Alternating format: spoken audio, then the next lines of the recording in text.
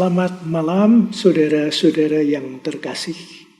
Kita kembali berjumpa sebagai komunitas kelompok meditasi Kristiani. Dan kita bersama-sama, meskipun ada halangan ini itu, kita tetap mau maju, mau makin dekat pada Tuhan sendiri, justru lewat hidup doa kita, khususnya doa hening. Oleh karena itu, marilah kita buka perjumpaan kita dengan terlebih dahulu mohon restu kepada Tuhan. Kita doakan doa pembukaan. Bapa Surgawi, bukalah hati kami akan keheningan hadirat Roh Putramu. Bimbinglah kami kepada misteri keheningan ilahi, di mana rahmat kasih-Mu memancar pada setiap orang yang merindukannya. Maranatha. Datanglah Tuhan Yesus. Ya Tuhan, bersama-sama kami datang untuk lebih hening mendengar Engkau dan menyampaikan isi hati kami kepadamu. Untuk itu, ya Tuhan, kami terlebih dahulu akan mendengarkan sabda-Mu yang dikutip dari Injil Lukas bab 10 ayat 38 sampai dengan 42. Ketika Yesus dan murid-muridnya dalam perjalanan, tibalah ia di sebuah kampung. Seorang perempuan yang bernama Marta menemui dia di rumahnya. Perempuan itu mempunyai seorang saudari bernama Maria. Maria ini duduk dekat kaki Tuhan dan terus mendengarkan perkataannya. Sedang Marta sibuk sekali melayani. Ia mendekati Yesus dan berkata, "Tuhan, tidakkah Engkau peduli bahwa saudariku membiarkan aku melayani seorang diri? Suruhlah dia membantu aku." Tetapi Tuhan menjawabnya, "Marta, Marta, engkau khawatir dan menyusahkan diri dengan banyak perkara. Tetapi hanya satu saja yang perlu. Maria telah memilih bagian yang terbaik, yang tidak akan diambil daripadanya." Demikianlah sabda Tuhan. Terpujilah Kristus. Saudari-saudara, ibu bapak yang terkasih, marilah kita memasuki acara kita dengan terlebih dahulu coba mendengarkan, saya coba menguraikan apa keterangan dari Pater John Min, Bapak Pendiri MK, dan syukurlah Tuhan mengutus juga orang-orang yang mendampingi beliau ini. Antara lain yaitu Romo Lawrence Freeman sendiri yang kita kenal, yang juga mendampingi kita semua. Dan ada seorang lain lagi yang kali ini juga dalam serial ini kita kutip, yaitu Ibu Kim Nataraja. Beliau ini punya talenta juga memahami kehendak Tuhan, khususnya lewat doa hening. Dan beliau juga menerangkan, sehingga waktu kita menyimak beliau, sebetulnya kita tertolong untuk makin maju juga di dalam hidup doa hening kita, di dalam meditasi kita. Nah, tadi kita sudah lihat rupa-rupanya dalam hidup itu ada aktivitas-aktivitas yang menopang untuk makin menyimak Tuhan, mendengarkan Dia, dan ada juga aktivitas yang sebetulnya sibuk dengan diri kita sendiri. Nah, untuk itu coba kita lihat pertama-tama, serial kali ini yaitu mendalami doa hening. Karena kita sudah cukup lama saling mengenal dan menjalani, tapi kita mau lebih dalam lagi. Mau lebih dekat pada Tuhan sendiri. Nah, untuk itu ada beberapa hal yang perlu kita perhatikan. Pater John Main mengatakan, itu dia tidak, ini harus gini atau tidak. Tapi dia pakai satu kata yang sampai sekarang ini kita acu, yaitu tulisannya tentang hunger, kelaparan atau kehausan akan kasih Allah, kehadiran Allah, kehendaknya. Siapa dia? Nah, itu hunger, itu sebetulnya bukan hasil pikiran, tapi kerinduan akan dia. Nah, inilah sebetulnya sikap yang perlu kita kenakan waktu kita masuk meditasi. Kita mendamba, menantikan dia. Itu yang perlu kita perhatikan. Nah, di sini kita lihat rupa-rupanya di dalam keterangan dari Kim Nataraja, beliau itu mengingatkan memang dalam kehidupan kita itu ada banyak hal yang menarik perhatian kita dan kita perlu perhatikan. Pater John Main juga mengingatkan kita memang punya intelek, kita pinter, kita sadar, kita tahu ini itu, oke. Tapi jangan lupa kita punya hakikat diri, hati yang terbuka pada Tuhan, pada kebenaran. Nah, ini sebetulnya yang sering kurang kita pakai. Oleh karena itu juga kita lihat rupa-rupanya waktu kita studi, kita itu umumnya mengandalkan pikiran. Hasil studi, intelek, ingat. Tapi sebetulnya jangan lupa, kebenaran kita tangkap dengan hati yang hening. Hati yang terbuka.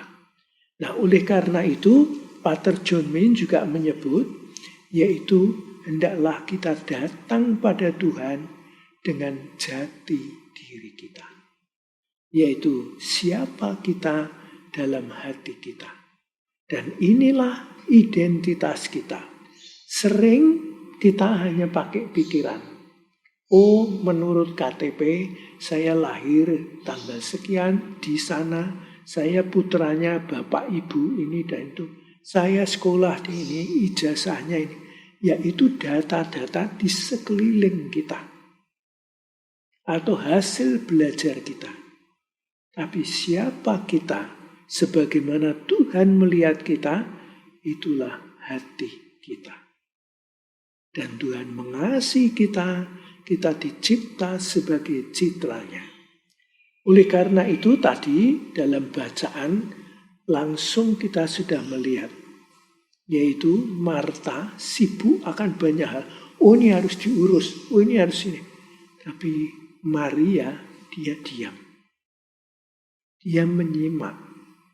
Apapun yang disampaikan oleh Yesus, dia simak, dia coba tangkap. Itu hati. Nah, inilah yang Pater John Main juga menyampaikan supaya diperhatikan. Nah, ternyata dalam tradisi kita tahu meditasi pun datang dari padang gurun. Tradisi bapak, ibu, pertapa padang gurun. Nah, adalah seorang tokoh namanya Origenes. Dan beliau mengatakan, yaitu perhatikan seperti jasmani kita punya indera jasmani, tapi batin kita, jiwa kita juga ada indera jiwa kita. Nah, disitulah indera batin kita ibaratnya mata, telinga, hati, perasaan. Itu ada tapi yang menyangkut batin yang dalam, jiwa. Nah, di situ Pater John Main mengatakan, Origenes juga mengatakan, Yaitu kalau kita menangkap dengan indera batin dari jiwa, maka kita itu menangkap dengan intuisi. Bukan dari intelek, bukan dari kepintaran, bukan dari pengalaman. Tapi hati yang hening yang menangkap, intuisi. Nah, disitulah lalu kita lihat diri kita yang sejati itu menangkap, mengenal Tuhan yang roh, yang dalam keheningan. Nah, itulah jati diri kita.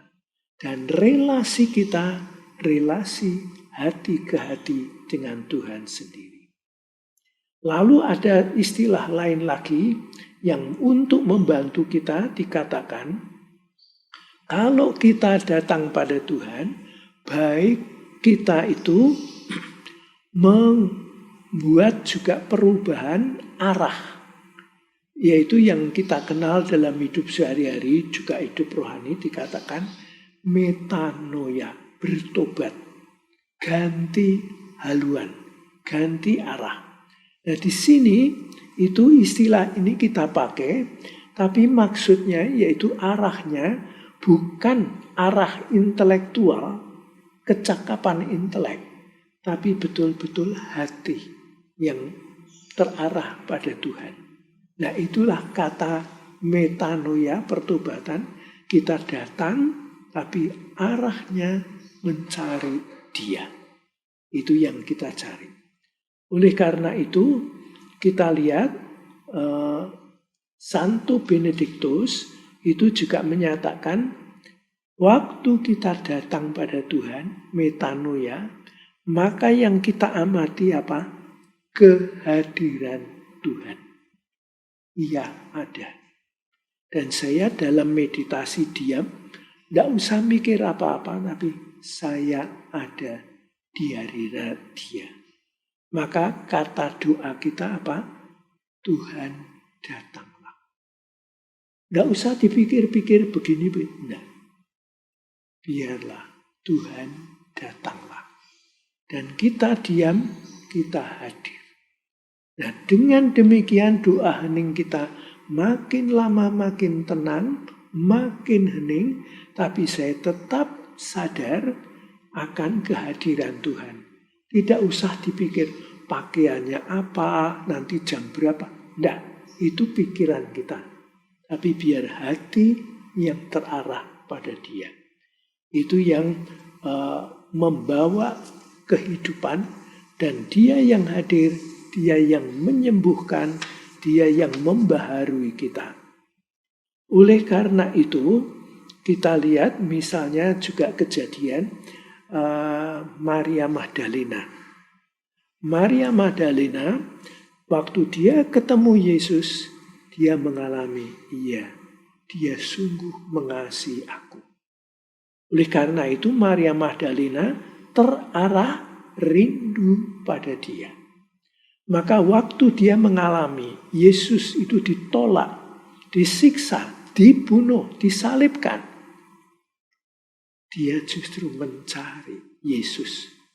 Dan di sini dia mendekati tidak hanya dengan pikiran, oh orangnya ini, tapi dia rindu, hunger, kehausan, mendamba akan Dia. Maka dia datang ke makam.